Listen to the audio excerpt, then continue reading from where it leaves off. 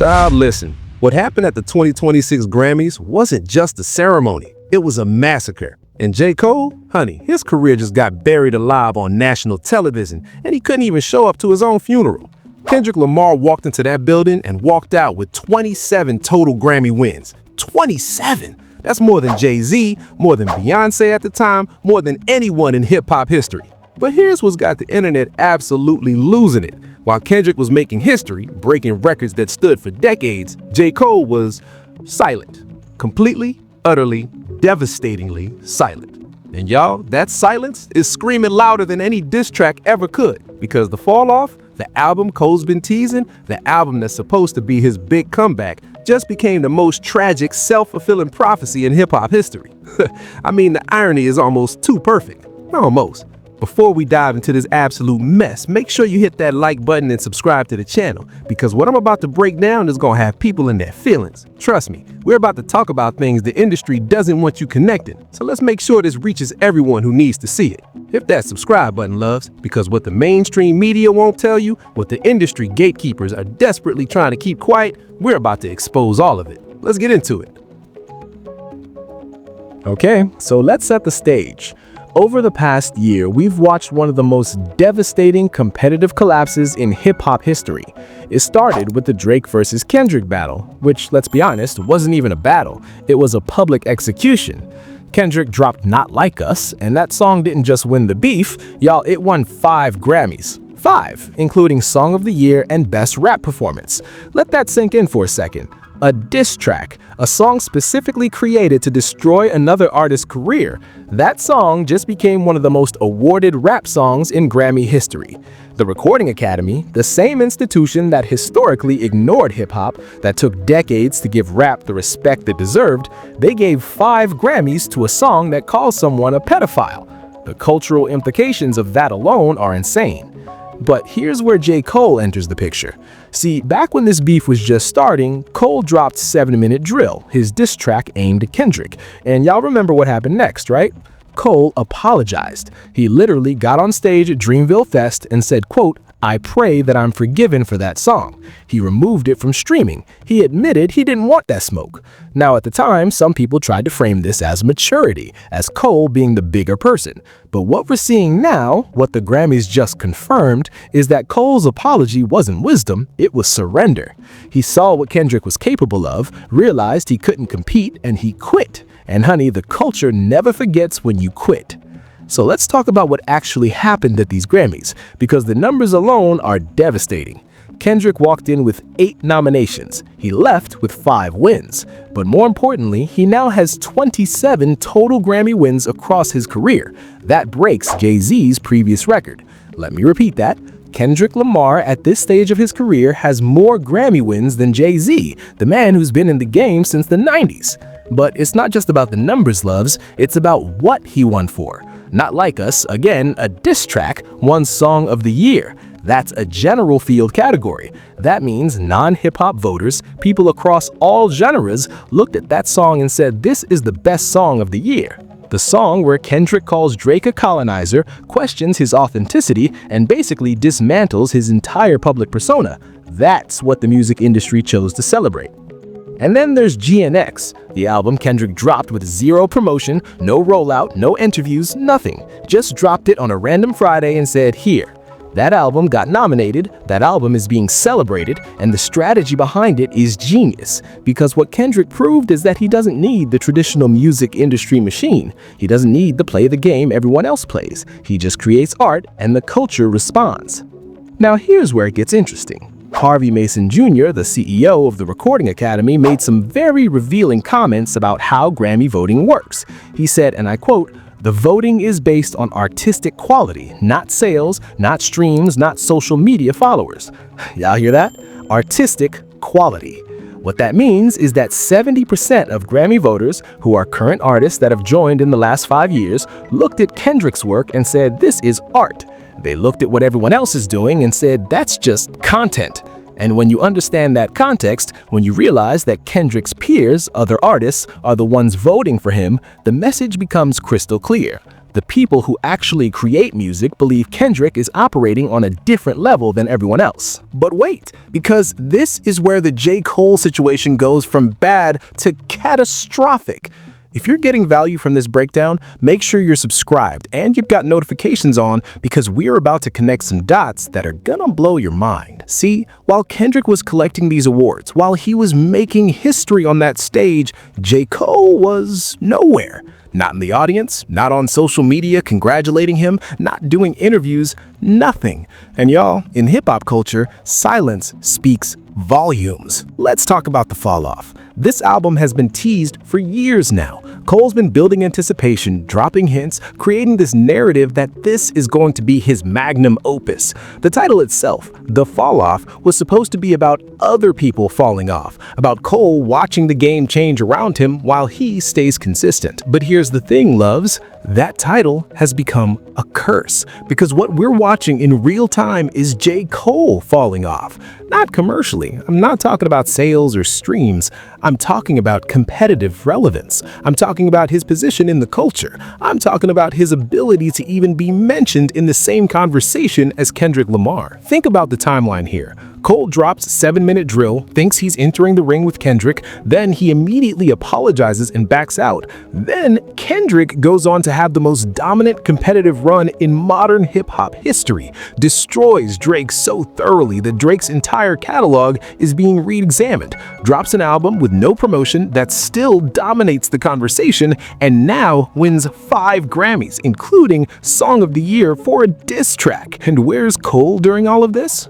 Quiet, working on The Falloff, an album that no matter how good it is will always be overshadowed by the fact that Cole chose not to compete when it mattered most. He saw the battlefield, he saw Kendrick preparing for war and said, actually, never mind, I'm good. Now, some people might say, well, maybe Cole is just mature. Maybe he didn't want to engage in negativity. And listen, I hear you, but let me ask you this. If you're a competitive rapper, if you spent your whole career positioning yourself as one of the best, how do you just sit out when the biggest battle of the generation is happening? You don't, unless you know you can't win. Okay, so let's get into some of the wildest moments from the Grammy ceremony itself, because there were some things said that night that exposed just how much power Kendrick has right now. Trevor Noah was hosting, right? Professional comedian, been hosting award shows for years, knows how to work a room. And at one point during the ceremony, he made a very revealing comment.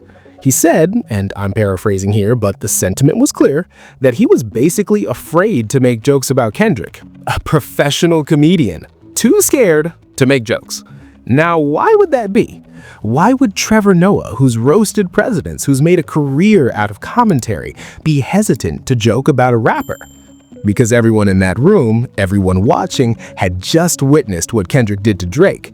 They saw how thoroughly Kendrick can dismantle someone. They saw how Not Like Us didn't just win a beef, it ended a career trajectory. Drake went from being the biggest artist in the world to someone whose every move is now questioned. His authenticity, his writing credits, his personal life, his relationships with the younger women, all of it is under a microscope now because of what Kendrick exposed. And Trevor Noah, smart man that he is, looked at that situation and said, yeah, I'm not playing with Kendrick Lamar. But it wasn't just Trevor Noah loves. The entire ceremony was chaotic in ways that revealed how unprepared everyone was for Kendrick's dominance. Cher, C-H-E-R, accidentally announced the wrong winner at one point. Now that might seem like just a simple mistake, but think about what that represents.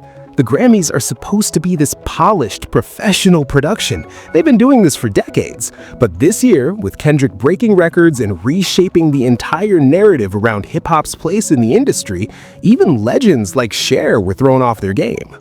Then you had Nicki Minaj having a complete meltdown on social media with homophobic attacks. You had Donald Trump threatening lawsuits over something that happened during the broadcast. The entire energy of the night was unstable, chaotic, almost apocalyptic. And at the center of it all was Kendrick, calm, collected, winning. It was like everyone in the industry was having a collective nervous breakdown because they realized the power structure had shifted. Kendrick wasn't asking for permission anymore. He wasn't playing by the old rules. He was making new rules, and everyone else was scrambling to figure out where they fit in this new hierarchy. Now, walk with me for a second, because I want to introduce a concept that explains everything we're seeing with J. Cole right now. I call it the silence of the defeated. See, in competitive hip-hop, there are really only a few ways to respond when someone achieves something massive. You can congratulate them, show respect, acknowledge greatness, even if you're rivals. You can compete, drop your own music, try to match or exceed what they did, or you can critique, offer commentary, analysis, position yourself as someone with valuable perspective. But what you can't do, what looks worse than any other option, is be silent. Because silence in hip-hop culture means one of two things. Either you're so irrelevant that your opinion doesn't matter, or you're so defeated that you can't even bring yourself to engage. And y'all, which one of those do you think applies to J. Cole right now?